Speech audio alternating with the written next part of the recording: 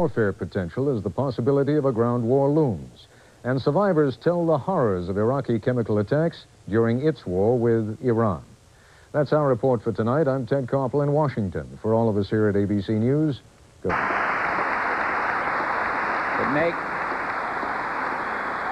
make no mistake about it. Kuwait will be liberated. The people who build Patriot have every reason to be proud.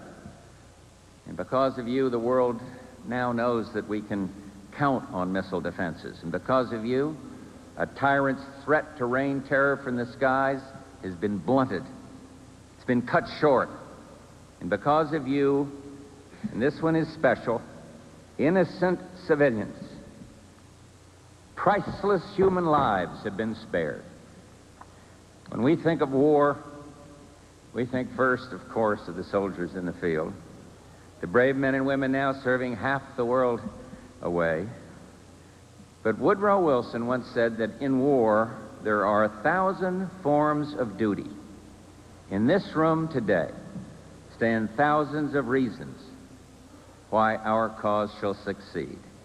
You and people like you all across the country have given our brave men and women in the Gulf the fighting edge that they need to prevail.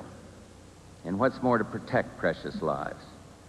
And so, once again, thank you for this warm welcome, for the invaluable contribution that you have made to the defense of America and its allies, and may God bless our troops and their families in the United States of America. Thank you very, very much. Thank you. You got it. Thank you all. Great tribute there from the President to the people who make the Patriot missile up in Andover, Massachusetts, making the point as to how successful it has been against the Scud missile, and how people certainly in Israel and in Saudi Arabia have an enormous amount to be thankful for, that it has worked on as many occasions as it has worked, and therefore saving civilian lives in Israel and in Saudi Arabia, though it did not save all lives, as everybody knows, over the last several days. And the President also taking the opportunity to make quite an argument there for anti-missile defenses. He'll get some argument on that when that debate really gets underway in Washington, because it was, after all, a Scud that it was knocked down, not the most sophisticated piece of machinery in the world. And even though everybody is delighted they work so far, there were a lot of people in Washington, the debate's begun already, not totally convinced that anti-missile defenses with missiles is necessarily the way to go. At any rate, on the greater concern today, or the broader concern today, about whether or not Saddam Hussein has come forward with something that is satisfactory to the members of the coalition in terms of getting negotiations going to end the war, the President pretty much reflecting the view of everybody in the alliance so far today, that their proposal earlier today to withdraw from Kuwait has altogether too many conditions attached to it in order for it to be a real starter in terms of negotiation. The President saying there again he will not be satisfied until he sees a unilateral withdrawal, the beginning of massive troop withdrawals from Kuwait, maintaining much the same position that he has maintained up until now. We'll keep you up to date with an update every hour on the hour. We'll have a full review on World News Tonight, and then a lengthy discussion about the meaning of all this during this evening's Nightline. I'm Peter Jennings in New York. It was a crystal clear night, making the pilot's task a little easier. The attack planes were at high altitude. I only heard the engines of one.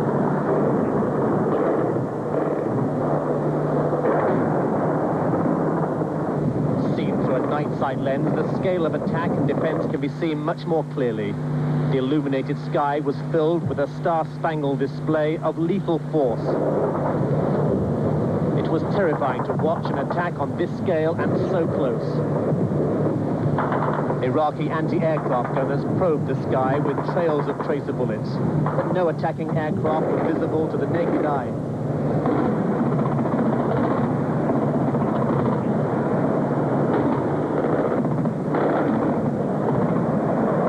This curtain of light, the electronic guidance systems of planes and missiles sent their payloads to Saddam Hussein's front door.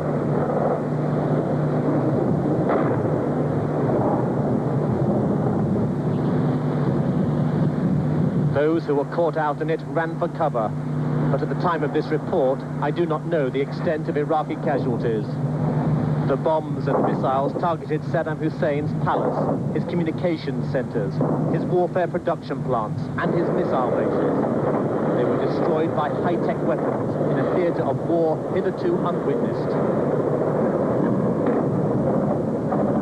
It was impossible to pick out all the weaponry, but I saw cruise missiles skidding across the skyline to their pre-programmed targets. The Iraqi defenses were spectacular in their intensity. But where was Iraq's iron fist, its air force, and much boasted defense plan?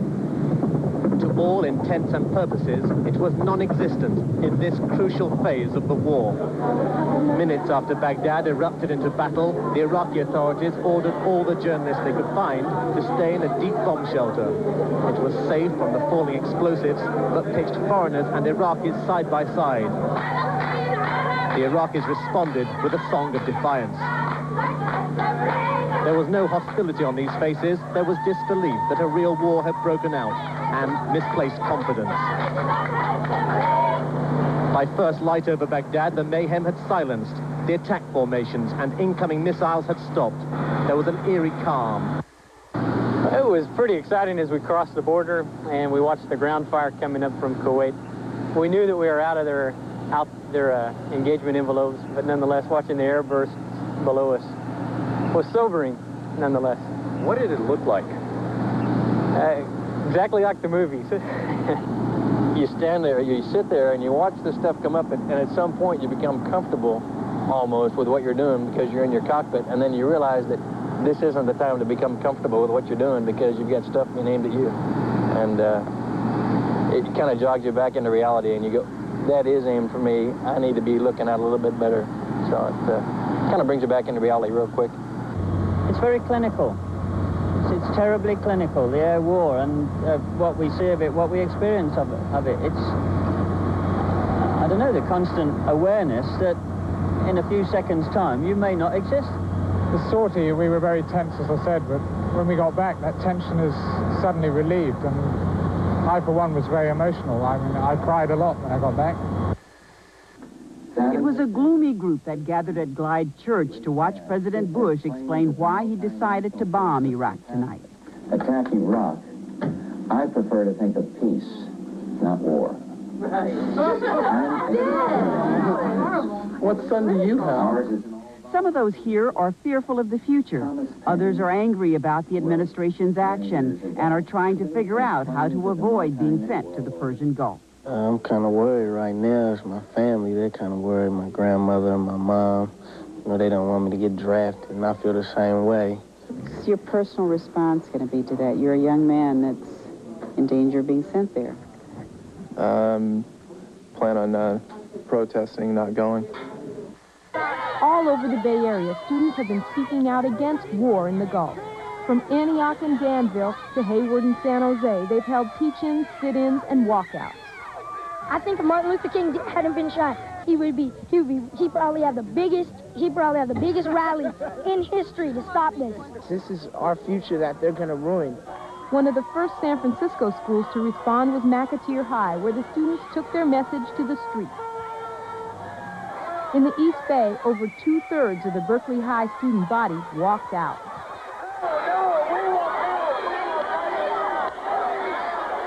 They marched through town to the UC campus, where they hooked up with young people from other Berkeley schools in a sit-in that stopped traffic. And why are you against the war? Because I had to deal with 8 years of my family getting killed through Iran and Iraq war. I had to see my uncles get killed. I had to see all my older cousins in Iran get killed. I had to see my own mother's father get killed. And, you know, now I have 2 more friends that have gotten shipped over from Berkeley High to Saudi Arabia, and I have 2 more on call notice. 6 weeks to go in. And it really hurts me to see. I've already lost my family, and I could not handle that. Now I have to deal with losing friends. We're shortly after the war had begun. Peggy Porter is glued to the war broadcast. Porter has 2 sons and a daughter-in-law on the front line in Saudi Arabia. She is proud of them, scared for them. Porter was up all night. She went to work still listening, growing angry at protesters. Oh, it makes me sick. It really does, and it hurts me. Porter says no one wanted war. But as she watched protesters last night, she became convinced that many of the protesters are just a roving mob, no better than everyone they condemn. I just don't understand, you know, where they're coming from and why stopping a bridge or burning a car or, you know, disrupting business. You know, they are causing the problems here to our people where, you know, I fear there will be casualties here in the United States from the protesters.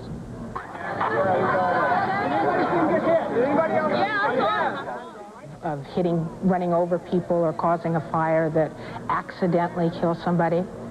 And, you know, at the end of this war, we may find the casualties from our peace protesters larger than our casualties over there. And that angers me very much.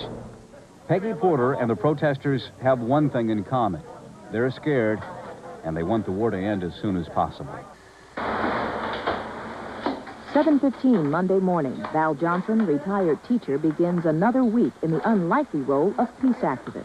She calls elected officials, writes letters, and makes anti-war posters, working until she drops. She's working as if her son's life depends on it, because she says it does.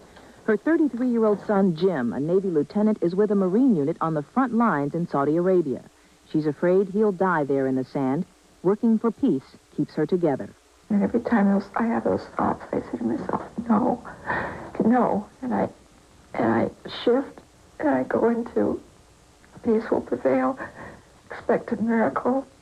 Jim is safe and healthy. They are safe and healthy.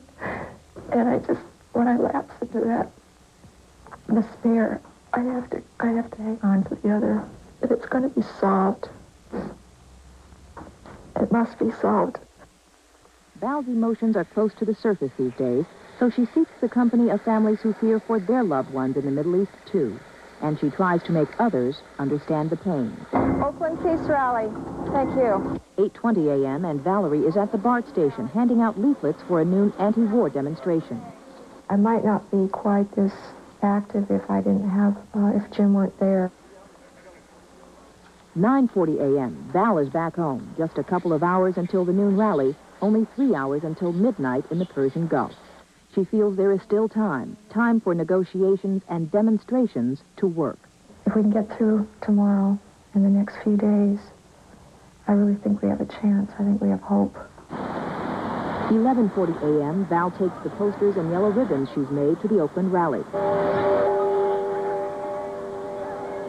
Before October, Val says she was timid, much too shy to ever think of being part of this kind of demonstration. Nowadays, she says she can think of nothing else. In Oakland, Renee Kemp, News Center 4. This time it happened in broad daylight. This time it happened on the Jewish Sabbath. For the second day in a row, the Tel Aviv area was hit by Iraqi missiles. Israeli defense officials say several missiles landed. The mayor of Tel Aviv says 2 fell in the city itself. There were some injuries, but no immediate reports of death. According to what I expected, it's thank God not serious, as long as people were not killed and were not severely wounded. The missile strike did leave emotional scars. In a familiar routine, Israeli residents were told to put on gas masks and seek shelter. Though Israel says this missile strike, like the first, was a conventional, not a chemical attack. Baghdad Radio interrupted its broadcast with a statement. At this moment, we are launching 11 missiles at the enemy. The United States has urged Israel not to lash back at Iraq, fearing Israel's entry into the Gulf War could cause Arab nations to defect from the anti-Iraq coalition. Gas masks are selling out. This store in the Washington suburbs sold 500 last week. In New York, this woman bought 2 today. We're concerned on what's happening, and we want to be ready in case something happens in the United States. Across the Arabian desert, the coalition's troops have been ordered to pack up and move forward. They do not lack confidence. I'd say in the last 10 days, morale has peaked, and these guys are ready. They're on the razor's edge, and they're ready to go in there and kill some Iraqis and get home. Well, no slack is what we'll give Iraq. No slack to Iraq, period. No slack happens to be our company motto. confidence helps to suppress any anxiety about what could lie ahead. The route to Kuwait is full of peril, minefields, poison gas, thousands of tanks, and an Iraqi army that might be more angry than demoralized. You want to join the Army? Yeah, right. Okay. 22-year-old Gary Inman came in to sign up at this Army recruiting office today. One of many young people apparently just walking through the doors of military recruiters ever since the war started. This is Sergeant Tunge speaking, United States Army. How can I help you? They're also calling in, say recruiters who were dressed in civvies today because of the holiday. This office was supposed to be closed, but the phones were busy, and Gary Inman wanted to go fight. I was watching the news, your channel as a matter of fact, and saw the airmen, and it upset me enough where I decided to do something about it, and if I can help out in any way in the military, here I am. But he's ineligible for the regular Army because he never got a high school diploma. So for now, Gary will join the reserves. At this point, some of the youngsters coming into the Army Recruiting Center are looking at the reserves as a way of serving their country, getting some training, and not necessarily having to fight. That's how Ron Earls is leaning, hearing rumors that a military draft could start again. He came in for information about the reserves. There's a feeling inside that with the war going on that that I should be doing something, but you know, it's really hard. It's really hard to decide what to do. Ron wasn't ready to sign up today, but Micah Moore was, except the Navy recruiting office was closed for the morning. I don't know, it just does something to me. And then I hear all these songs on the radio, you know, proud to be an American or whatever. And it makes me feel good. I just want to be a part of it. Recruiters are also processing papers from many former military people who are signing up again. The school board is supposed to represent the welfare and the good interests of the children, and for them to give out the numbers to the military is kind of suggesting that the military has our welfare in mind, and many of us do not believe that. For years, school districts have been selling or giving away lists of students' phone numbers and addresses to armed forces recruiters. With the outbreak of war in the Gulf, recruiting efforts have increased. So is the response to them. While actual recruiting is down 34% from 1990 goals, high school students and parents have demanded that the schools stop giving information to the military. As a result, both the Oakland and San Francisco school boards have voted to stop handing over the list to recruiters. You know, we only call to the people that requested the information about the Marine Corps and want to make sure that they receive this information that they wanted. While there are a lot of high school seniors who are seriously thinking about the option of joining the armed forces, there are others who feel they are being harassed. He just wouldn't let up. You know, I told him time and time again, you know, I'm not interested, and I had to get rude a couple of times and hang up on him, but it didn't discourage them. They kept calling back. I've been called at least 8 or 9 times to my house, and he's been leaving messages and things like, come down to the office and we want to talk to you, and, you know, things of that nature. I used to get a call at least twice a week. And the same guy would call, well, I'll call you next month and just in case you've changed your mind, and then they continue to send the stuff. How long of a period of time has this been going on? Oh, they've been doing this for, what, 2 years? African Americans are 12% of the U.S. population, but they make up 30% of the soldiers in the Gulf. A number of students we talked to felt that the recruiters concentrate on minorities. None of the guys, white guys or Caucasian guys, have received letters, but the minority guys have, and everybody feels it is wrong. I have yet to hear a person, a white person or a Caucasian, come up to me or even hear a secondhand story about a Caucasian person being recruited like this. Maybe it's just that I haven't been around any who have, but the only stories I've heard are from either black people or Latinos. The minority are the one that's taking advantage of what the Marine Corps or the armed forces has to offer. And if they're the one that should show me that sincere desire that they want to take advantage of this, the Marine Corps, then why not? 7 Allied airmen were shown on Iraqi TV, including 3 Americans. My name is Lieutenant Jeffrey Norton Zahn, the United States Navy. Iraq says it has captured more than 20 American and Allied pilots since the war began. Yesterday, it showed 7, including 3 Americans, on Iraqi TV. Some, like this British pilot, had cuts and bruises on their faces as if they'd been beaten up. The pilots were captured while attacking Iraqi targets. Iraqi TV showed the damage those raids are causing, including an apparent hit on a mosque. USA! USA! I'm Mark Mullen. From now on, when anti-war protesters gather in the Bay Area, supporters of troops in Operation Desert Storm promise they will too. If not with as many people, at least with as much conviction. If we got to go to war, we don't want to. We got to do what the law of the land says. Let's go to war, let's kick that ass, and come home, then deal with politics. Around the Bay Area today, there were demonstrations to show troops that many folks back home support them. Near the entrance of Alameda Naval Air Station, 400 people showed up to drive home a message. Support our troops! Support our troops! Support our troops! In front of a Novato church, troop supporters, old and young, who waved flags and patriotic placards, created an almost Norman Rockwell portrait to passers-by. But one man, angry about American flag burnings, pulled out an Iraqi flag in a match. A veteran responded quickly. To destroy his picture or his effigy is one thing, but this flag belonged to those people years before he ever showed up. To them that, think what you're doing. You shouldn't do something like this. The man burned the flag anyway, in part to match the anti-war protesters who burned the American flag. But if it's a match to the protesters he wanted, meet Operation Desert Storm's 300 newest friends, members of local motorcycle clubs who've seen enough war protests and decided to tell their message. All for our troops over there.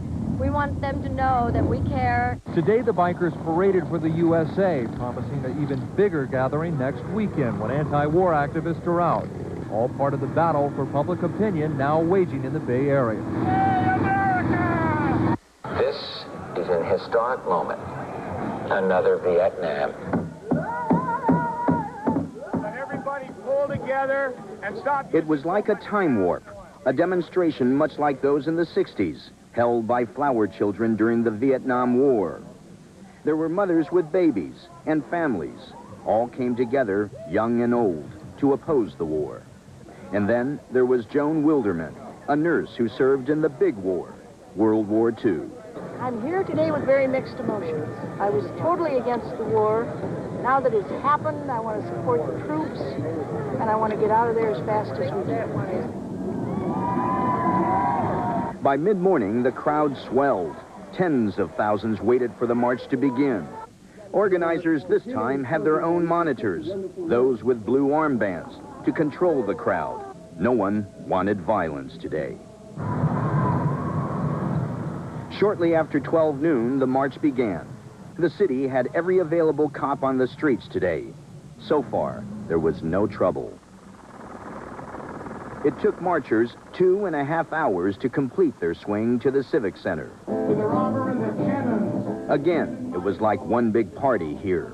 The protesters were angry at the war, but they seemed as determined to keep the peace here. The media seems to be portraying protesters as left-wing fringe people, and I'm not an example of that, and I know there are lots of other people like me here. You're fighting on the wrong beach.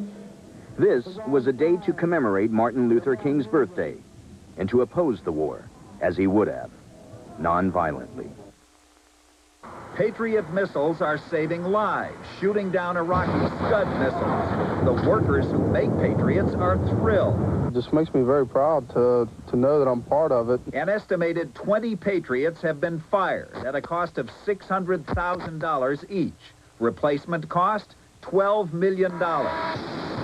Even more is being spent on Tomahawk cruise missiles, made by General Dynamics and McDonnell Douglas. More than 200 have been fired, worth $1.2 million each. Total cost, $240 million. Then there's the HARM anti-radar missile. More than 500 fired at a cost of $260,000 each. Total cost so far, $130 million. There also are bombs, thousands of so-called smart bombs at $40,000 and several hundred cluster bombs at $25,000. Total bomb costs so far, over $128 million. An even bigger cost, human and financial, has been lost planes. 9 have been shot down. They cost up to $50 million each. Total replacement costs so far, $280 million. And that's just the air war. The ground war hasn't even begun. Battle tanks go for $4.5 million. Apache helicopters for $12 million. Does all this mean boom times for defense contractors? Not really. Analysts say this war will be fought mostly out of inventory. I don't expect that there will be a boom coming out of even a 4 or 5 month war to the defense industry. But it will be costly. At least $17 billion for a short war, $35 billion for a long one. Burlingame High School, 1,200 students. The war was very much on their minds. That's going around like that flyer. Love it. Believe it. 100% push. I'm really scared. I'm really nervous. For Erin McLaughlin, the war is personal. Her brother TJ is on the front lines. He's got to kill people, and I can't even imagine what that must feel like. About 100 students skipped lunch, choosing instead to speak out at a forum. I would like to call this meeting to order. I think all along Vietnam would have lasted if there weren't any protests. Protesters put pressure on the government to end the war. I hope everyone is behind the soldiers this time. Violent protest by bashing in windows and preventing people from getting on with their lives isn't the answer to this situation. I mean, I'm not for the war, but I support the soldiers. I don't know. I just think it's contradictory. I refuse to support a war because a president made a decision I had nothing to do with. What kind of country would this be if people couldn't protest? The soldiers are there so that people can't protest in America. I think that we should all unite together and maybe protest with candles and yellow ribbons, just saying that we support the soldiers. And I mean, at a time like this, we have to get together and come to a consensus. There were strong opinions, the strongest on one issue, one very personal issue. I would like a show of hands, please, of those who favor a draft. Vic Lee, News Center 4. The restrictions placed on reporters in the Gulf showed up on CNN's coverage of that same Scud attack. Am I allowed to say this is a greater residential? This is be a residential area? I think, can I say that, sir? I'm going to ask our censor here right now. Can I say this is a residential area? Let's test the system right here. Can I? Yes, I can. I can tell you it is a residential area. The governments of Israel, Saudi Arabia, Iraq, and U.S. are all severely restricting what journalists can say, show, and print.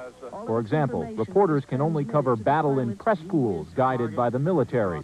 The San Jose Mercury News' executive editor points out how they received information about a U.S. pilot's rescue. The 2 pilots of the jets were interviewed by a press pool. But beyond that, they had no direct access to anything. What's wrong with that setup? I think that this country has enough experience with how the military tries to manage information to know that it is inevitably going to be tainted to serve military ends. At the San Francisco Examiner, executive editor Larry Kramer complained that while live TV shows missile attacks, something even TV reporters admit may not be wise. That might give the Iraqis a chance to figure out, well, now we need to move a little closer, we need to move a little further back. In briefings days later, the military refuses to fill in details, which would help a reporter analyze what happened. They're not worried about the most powerful tool, instant live television over which no one has any control. They are trying to control the reporting of the people who are thinking about what they're reporting. And that's very dangerous. Constitutional scholars say the restrictions on the press appear, by and large, legal. Journalists have no constitutional right to battlefield access, of course, and the courts have upheld the military's right to censor information for security reasons. So unless the Pentagon relaxes its hold, the news you get is not nearly all there is. Operation Desert Storm, a video chronicle, is a weekly digest designed to encourage discussion among students following the war in the Middle East. This project is a joint presentation of KQED and KRON San Francisco. Is a weekly digest designed to encourage discussion among students following the war in the Middle East. This project is a joint presentation of KQED and KRON San Francisco. The oil is coming from Kuwait's main supertanker loading pier tonight. Coalition military leaders think that Saddam Hussein opened the pumps to hinder a coastal invasion. In any event, it is shaping up to be a monumental environmental disaster. Among other things, the spill could interfere with water desalination plants and devastate wildlife. The spill is spreading from the Sea Island oil terminal just off Kuwait City. It was first detected Wednesday. The Saudi military says it's pumping out 4 million gallons a day. It's already 10 miles long and visible on Saudi beaches along the Gulf Coast, thickening the water and dooming birds with a fatal coat of crude oil. It's a pretty slow-moving oil slick right now, and I think it's a little premature on my part to say how long it's going to be and how serious. But it's already bigger than the 1989 Exxon Valdez spill in Alaska and will equal it every 3 days the pumps are open. The pumps are in enemy territory. The Saudis have already contacted an American cleanup company. But even without a war going on, cleaning up would not be easy. Coalition troops and Saudi civilians get their water from desalination plants along the coast. Environmentalists say the long-term implications are frightening and depressing. There are indications at this hour that a major battle may be brewing along the Saudi-Kuwaiti border near Khafji. Reporters in the region could see U.S. and other coalition military equipment on the move.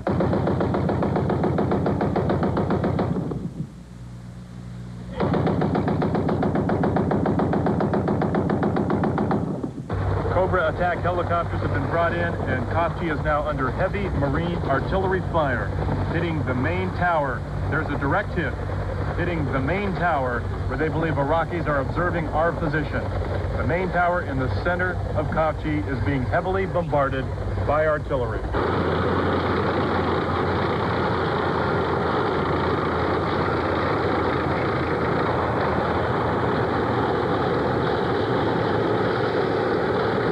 One of the American troopers involved in that battle in Khafji is a Marine Lance Corporal David McNamee. And we get his thoughts now about a night trapped in that war-torn border town. Well, we were on top of a rooftop, and we were observing various enemy vehicles going about their business, trying to keep the Saudi forces out. And we were just trying to do our job, keep those things pinned down so that the friendlies wouldn't get fired up. You saw Iraqis?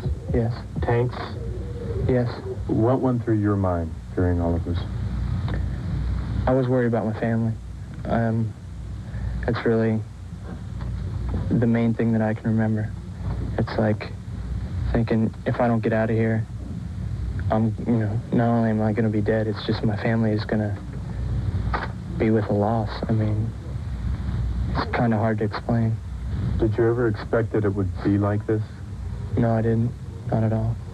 I never expected that kind of fear, but you have to overcome it.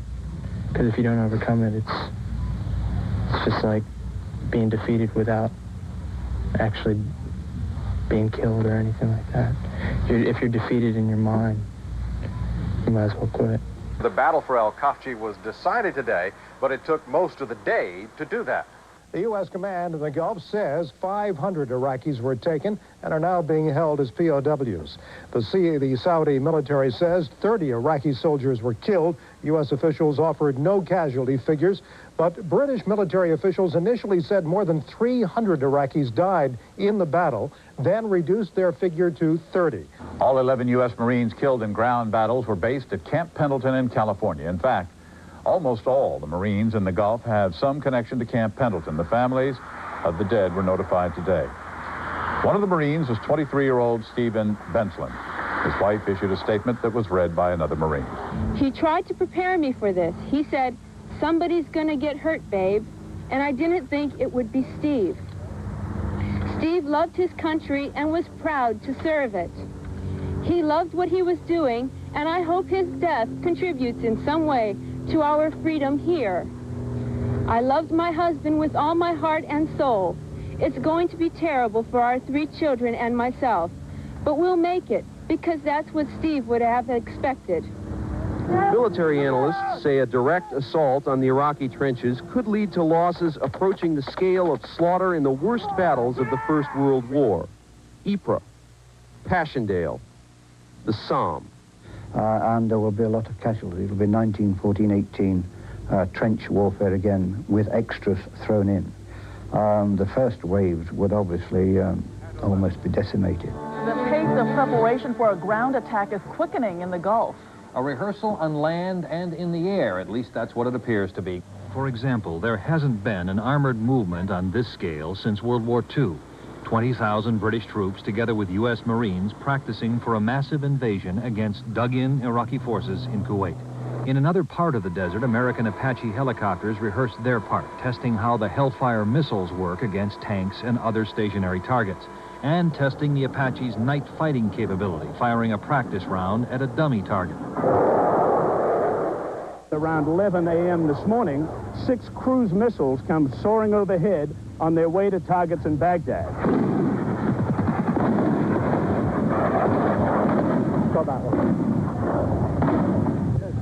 There he goes.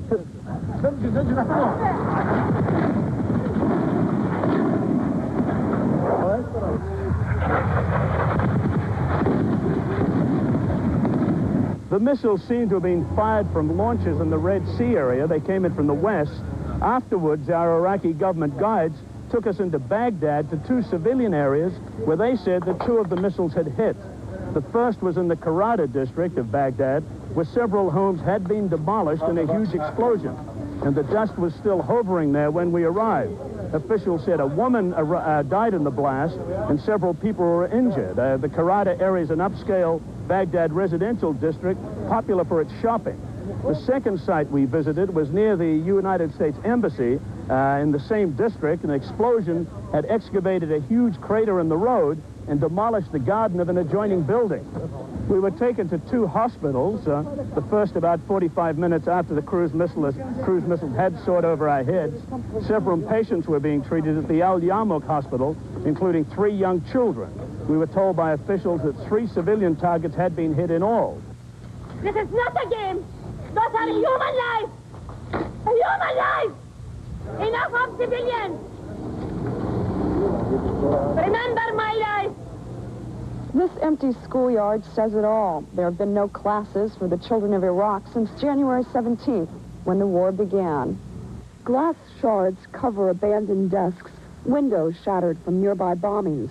Mother Goose and nursery symbols vie for wall space with guns and tanks and soldiers, equally illustrations of this new children's world. When they say, what is war? We say, well, it's something temporary. Something temporary, something to get over, something waged by adults, incomprehensible to children, and thus perhaps even more earth-shattering. Planting trees is a powerful symbol in Israel, but this year, in this neighborhood, it seemed less a celebration of the Jewish holiday of Tu B'Shvat than a celebration of life. Just days earlier, this kindergarten was damaged in a missile attack. It's a miracle that nothing happened. But the scars of the war are already being seen in the psyches of the children. Every night when the sirens wail, every youngster feels the same way. Afraid. Very afraid. I thought America was taking care of it. But then, in the middle of the night, I woke up from the siren. I didn't know what was happening. Children have started to draw their fears. Many are worried they'll suffocate in their gas masks, as one Israeli child already did. Popular TV characters are popping up on television shows to help calm down fears. And children are decorating the boxes which contain their masks, making political statements, making them seem less threatening. For many, it's a survival tactic. I won't think about the gas mask, and I'll think about happy things. Across town in Arab East Jerusalem, Palestinian children fear war too.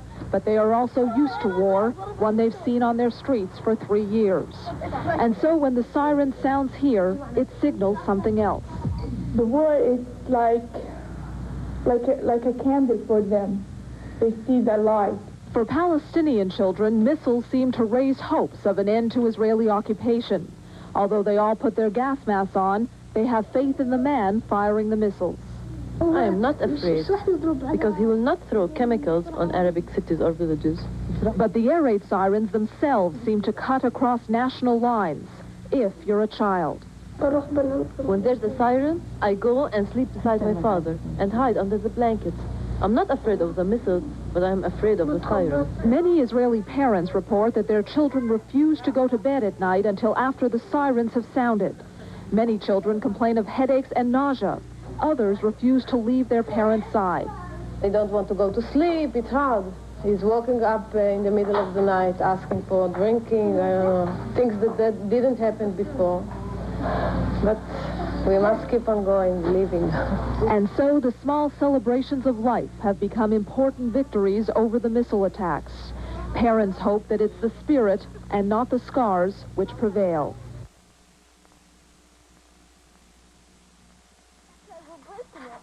Ten-year-old Nasreen Al-Khatib straddles two worlds, the Arab culture of her parents and her life as a cartoon-loving fourth grader at a suburban Washington, D.C. public school.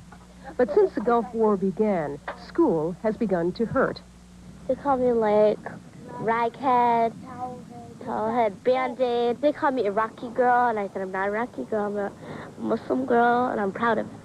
Nasreen's friend, Miriam Siddiqui, is an American of Pakistani and Indian extraction. But she, too, is a target during school hours because of the war with Iraq. They say, do I see a spy in the classroom? Or you're Saddam Hussein's daughter. And, you know, that didn't really make me feel real good because, I mean, first of all, like, I'm nowhere from Iraq. And they just make fun of me. Jungle. And the school district has a new prejudice awareness campaign. But psychologists say it's parents who are best able to nurture children like these through their first bouts with hatred. This week, the FBI ordered its field offices to interview more than 200 Arab-American business and community leaders. The FBI says protecting them from anti-Arab backlash is one reason for the scrutiny. Gathering information to ward off a potential terrorist attack is another. The FBI is concerned that a terrorist using a false passport could slip into the country. And agents say they hope the Arabs they interview might eventually tip them off if they learn of a terrorist getting into the country. One local Arab-American community leader believes the questioning could do more harm than good. We've got nothing to hide. What we're concerned about is this perception that we would even know about terrorists or associate with terrorists. It's a bad perception to give to the American public, and it leaves us open to those who do want to harm Arab Americans to create acts of violence so that we could be blamed for it.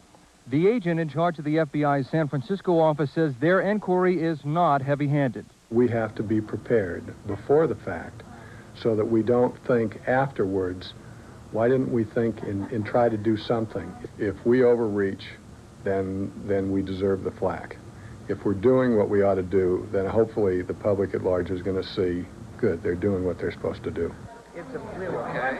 Today, Mayor Art Agnes called several dozen city officials and representatives of community organizations to his office to announce beefed-up police investigation of hate crimes and aggressive prosecutions. We must not allow this war to be utilized as a new vehicle for old prejudices and hatred. Last Thursday, at least 4 Arab-owned businesses were vandalized. A Palestinian support group says that 8 others were also hit in the pre-dawn hours. Today, Police Chief William Casey said the hate crime unit has been increased from 2 to 5 investigators.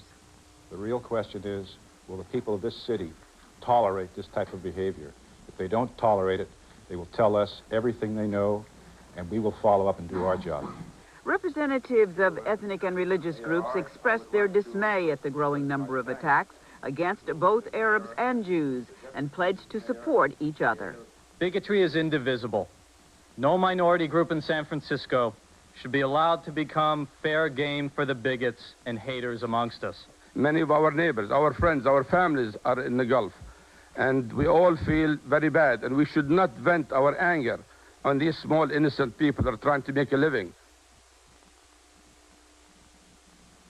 Perhaps never has the single message of no war been sounded by such a diverse variety of protesters. Assembled at San Francisco's Justin Herman Plaza, Franciscan friars, gay organizations, and a group aimed at abolishing capitalism. The only way to fight war is to mobilize for socialist revolution. Also here, mainstream demonstrators, lawyers, students from all over the West, and historians. Organizers welcomed everyone. We don't worry about it. The interfaith contingent will be marching next to the gay lesbians and next to the socialists or the communists or whatever. If we're marching against the war, that's what's important. At noon, tens of thousands of these different people with one message engaged their march down Market Street. Many wore costumes and an attitude of anger towards continued U.S. involvement in the Gulf War. We want it to be over with fast. If there was a change from last week's demonstration, it was that some demonstrators were angry not only with George Bush, but with Saddam Hussein for polluting the Persian Gulf with oil. However, I do think we have to keep in mind that people on both sides planning this war for months knew what the environmental stakes were. There was plenty of warning about this sort of thing happening. They proceeded into conflict, and now we're seeing the results. The protest was loud but peaceful. San Francisco police ensured no one would vandalize the Chevron oil building where 80 protesters were arrested Friday for trying to block the entrance. We can't pay for this event. We can't have any more of these. About the only thing protesters threw was money to offset the $40,000 spent to stage this demonstration. The remainder of the day was spent listening to speeches and music.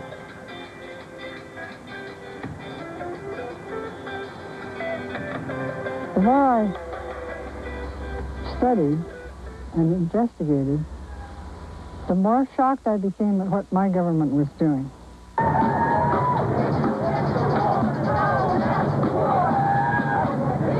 When I protest, it's just something that I feel I have to do to represent all the best of what is in the American people, even in the ones that are opposed to me. She wishes every peace protester carried the American flag.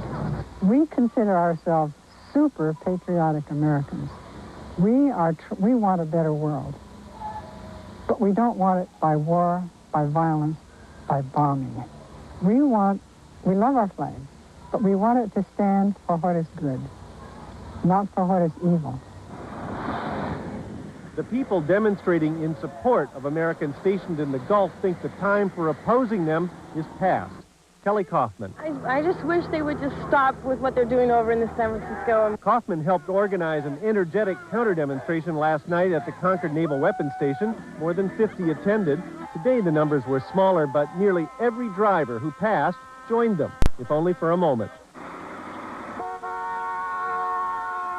This is not pro-war, they said. It is simply for the American men and women who have to fight.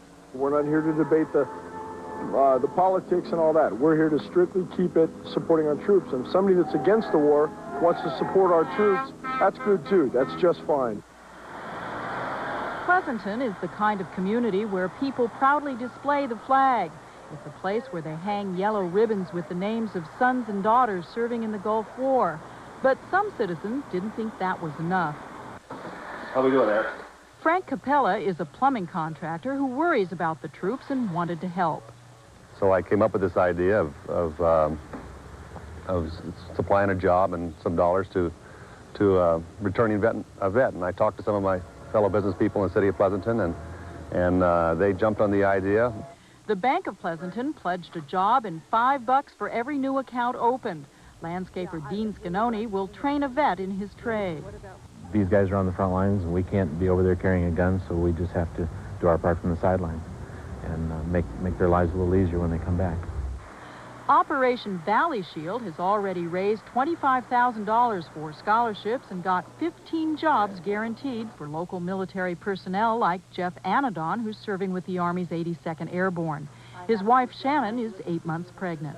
It's something that's going to be tangible for him. When he gets back, he can say, well, you know, they really admire what I'm doing, and we do, so I'm glad he can see it. While most young people in the U.S. may believe that there are times when war is justified, our laws recognize that there are others whose deepest convictions prevent them from fighting. They are conscientious objectors. A conscientious objector is anybody that's opposed to war, opposed to killing, morally, religiously, or ethically. Someone that sees life as vital and wouldn't take it from anybody, regardless of the circumstance. My brother's over there right now in Saudi Arabia, and he was, I asked him, I said, why did you go to Saudi Arabia? And he said, well, I made a commitment to my country. I have duty to this country, and it's, my integrity. And I said, well, that's funny, because that exact argument for not going, that exact argument to go, I'd use to not go to the war. Since long before the war in the Gulf, actually for the last 3 years, these young men from Marin have been meeting every month to document their opposition to war. If the draft comes, and they're sitting in front of this draft board, they look at your history, what's your background, your family, what involvement you've had, letters you've written, just to see how true you are to your word. Because they're going to have maybe 5,000 more guys coming in saying they want to be COs, and what makes one guy different than the next guy for them to really say, no, you're not eligible, or yeah, I believe you're eligible for CO. Since the conflict in the Gulf began, the Center for Conscientious Objectors in San Francisco has been receiving over 500 calls a day. You decide that you are a conscientious objector, not that you want to be. And the important thing is that you need to document that you are a conscientious objector in the event that there's a draft. At this time, there is no draft. So why worry about being a CO? It takes an act of Congress in order to reinstate the draft, but if Congress were to act on it tomorrow, it would be 24 hours between that time and the time that they send out the first mailgrams and the first people get called. 2 young Bay Area reservists are anxiously waiting for the call to duty in the Persian Gulf. But their high school classmates are not being very supportive. That story from Sandra Jin. They aren't always jeered on campus, but wearing their Army fatigues will draw attention. 18-year-old Jason Fitzsimmons and 17-year-old Eric Humble are National Guard reservists and seniors at Carlmont High in Belmont. If the military calls, they could miss graduation. My number one priority right now is serving my country, and that's what I've been trained to do, and that's what I've been wanting to do ever since I was born. So many other men serve this country, and women have served this country, and died for our flag and for freedom and everything like that, so I'd be honored to go ahead and do it. I don't look forward to leaving my parents and my friends and the environment we're at here, but it's something that I have volunteered for, and so that's my job. Jason and Eric's feelings about the war aren't popular at Carlmont High. In fact, the war has caused dissension among the students. Last week, pro-war demonstrators fought anti-war demonstrators, with 4 students and a police officer getting hurt.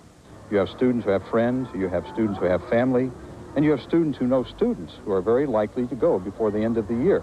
They shouldn't want to go because they could easily die real fast over there.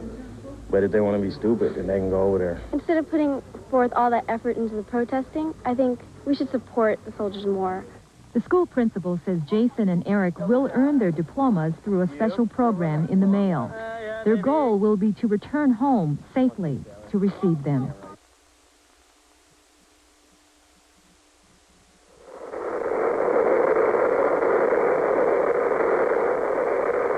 War fever has given rise to a new breed of joystick general who insists on accuracy on the computer screen as well as the TV screen.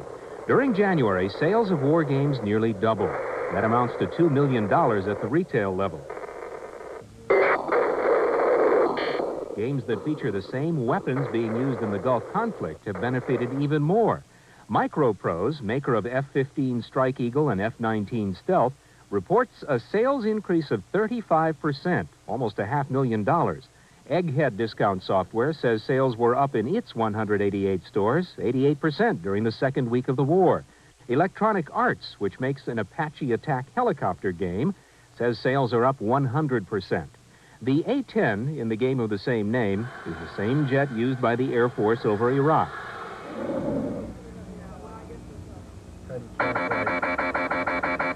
Ditto the F-19 Stealth Fighter. As tank battles begin to erupt, the next step for the software companies is simulated tank battles, too, such as M1 Tank Platoon. Should kids be playing games like this? Well, it isn't kids who are buying them. The principal audience for these games is adults, men and women, aged 25 to 55. Experts say the better the realism, the more interesting it is to adults. You want realism? How about simulations of the smart bomb cameras we've seen on television? Or how about the maps of the Middle East? This is Iran. We're flying from Saudi Arabia. Here's the Euphrates River, so Kuwait should be right in this area. And there are pictures of aircraft and cockpits that the military hasn't even released. Sometimes people can be surprised by what technology are on these games. I wouldn't be surprised to see people designing cockpits based upon the computer games. Sometimes the realism can be poignant. It's my birthday and I am now 10. I'm getting some presents, but I don't know when. I'm in the best chair, glued to the TV, and I'm gasping at what I now see.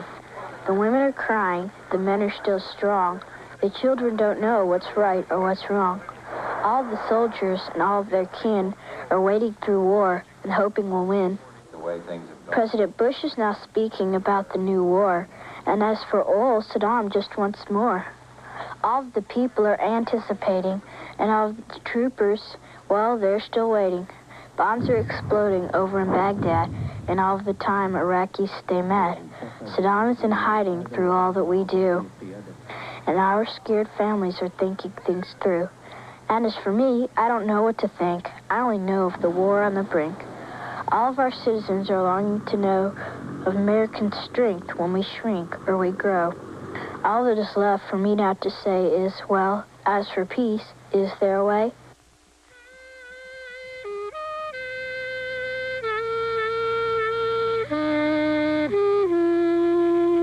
As long as I'm here, this is a great way for me to deal with it, to cope with it.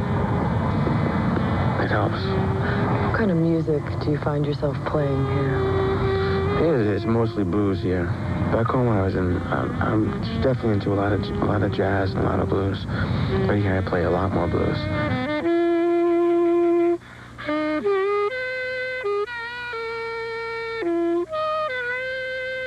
I'm not a fighter. I can kick your butt, no problem. But kill you, I don't kill people. So everything blends in to the blues. Blues are a wonderful thing. I gotta thank Louis Armstrong for that. And the blues of war, what are they like? The blues of war. We had the landlord blues. We had the I ain't got no woman blues. And we had the economy blues. And I got the war blues. War blues ain't like none of them. It's none of them. Because you can have problems with your landlords or your friends or your girlfriends or parents home. But you know that they'll subside. You know that you can make up, you can kiss and shake hands or hug, and it's gone. Before I left, I did the Amateur Night of the Apollo to sand dunes in Arabia. Reality. Wake up. I think we'll be home soon.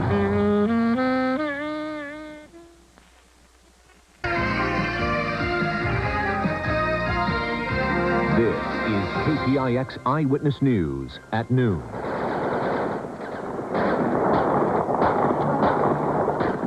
A premature celebration in the streets of Baghdad. High hopes for peace were shattered when the world reads the fine print of Saddam Hussein's peace offer. Good afternoon, I'm Liz Gonzalez. It was a startling announcement out of Baghdad this morning. For the first time since the invasion of Kuwait, Iraq offered to get out. It sounded too good to be true. As it turned out, it was. White House spokesperson Marlin Fitzwater said of the offer, the more we look at it, the worse it gets. That's because of what they saw. Conditions, plenty of them. Among them, that Israel get out of the so-called occupied areas and that Allied troops leave the Gulf. So the war wages on. The Pentagon says there will be no let-up in the Allied air campaign, and on the ground, the troops are waiting for the word to go. Iraqi demonstrators clashed with security forces just outside the U.S. Embassy. But the violence turned into celebration when demonstrators learned of Saddam's peace offer. That word came when people were leaving their mosque after morning prayers. President Bush received the word early this morning. He summed up his feelings in a speech to 2,000 workers at the plant where they make Patriot missiles in Andover, Massachusetts. that Iraqi statement that first gave rise to hope, in fact, turned out to be a cruel hoax. Not only was the Iraqi statement full of unacceptable old conditions, Saddam Hussein has added several new conditions. And let me state once again, Iraq must withdraw without condition. There must be full implementation of all the Security Council resolutions, and there will be no linkage to other problems in the area.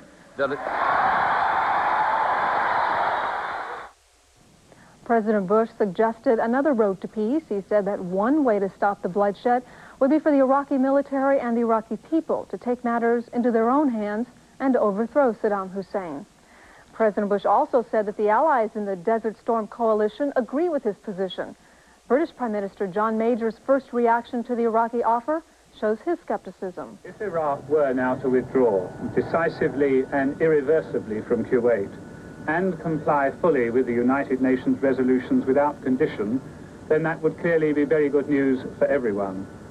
But I must emphasize, we cannot yet be clear that that is the position, and we shall need early evidence of withdrawal. We have none of that yet. Few would like to see an Iraqi withdrawal more than the Israelis. They've been attacked by Scud missiles 13 times since the war began. In Jerusalem this morning, a promise that Israel will maintain its vigilance no matter what Saddam Hussein promises. But Defense Minister Moshe Aaron says that there are some positives in the Iraqi offer. He says the offer shows that Saddam Hussein may be starting to realize what bad shape Iraq is in. Joining us today is Al Bukalu, a former intelligence officer and somebody who has spent a lot of time in the Middle East. Welcome. And how do you think this is going to play in the Arab world? We saw what the Jordanians were doing in Oman. Oh, I think it plays in Saddam Hussein's favor, but it's not a very realistic offer when he starts putting conditions on his withdrawal from Kuwait. But if it plays in his favor and the Arab leaders then decide that maybe this is a time to pause for peace, in the end, will that hurt the U.S. attempt to bring an Arab coalition together? I think it would, but I think this is reminiscent of Vietnam, where each time we had the North Vietnamese on their knees, they would propose a ceasefire, and then they would reinforce their positions, bring up more ammunition, and then start the war all over again. This is not the time for the United States to start listening to Saddam Hussein's promises of a withdrawal from Kuwait. So do you think this was a ploy to give him some time, to buy him some time before the ground war starts? Well, I think what he's done here is he has seen all of the indicators of an attack coming on the ground, and that with the present condition of his troops in the field, I think he has something to fear. Do you think then that this latest attempt, this latest offer will, in the end, actually speed up the process in starting the ground war? Well, it may not. I don't think anything's going to speed up the timetable. The timetable has already been decided by the United States and the coalition forces. It's not going to speed up the ground attack. We'll do that in our own good time. But at the same time, I think at least there seems to be some room for negotiation here. And that's encouraging. So on the one hand, you're saying it's a ploy, but there is still some positive opening there? I think there may be a possible opening here. And I think we will see in the days to come maybe the Soviets pushing for a ceasefire and a negotiating process with the Iraqis. Well, Tariq Aziz is still planning to go to Moscow, so I guess there is some hope there. Yes. Okay, well, thank you very much, Al Bukalu, for joining us this afternoon. Thank you, Liz. Appreciate it. Well, most people here in the Bay Area heard about the Iraqi offer just as they were getting up or leaving home this morning. First, most people were optimistic, but when they learned about the conditions, their feelings changed. I think the guy is cuckoo, and I have a lot of mixed feelings on it, but I think if he pulls out, I think that's wonderful, because that's what we've all been waiting for. I think the conditions, he's asking for a lot. Obviously, I'd like to see it over, but I think they just have to continue the way they're going, because it's ridiculous for him to think that he's going to get Israel to pull out of the West Bank and Syria to pull out of Lebanon. And it's just ridiculous. I think there's probably some conditions that may be appropriate and some that aren't, and one would have to look at the particular conditions that Saddam would want to have. I think that Saddam is a nut, and it's a tactic, a ploy. I don't know what to say about that situation. I don't even think we should be there. I think it's possibly a technique to regroup, or it could be the answer to many prayers. We'll just have to find out. There was some encouraging news from Baghdad today. The missing CBS News crew, headed by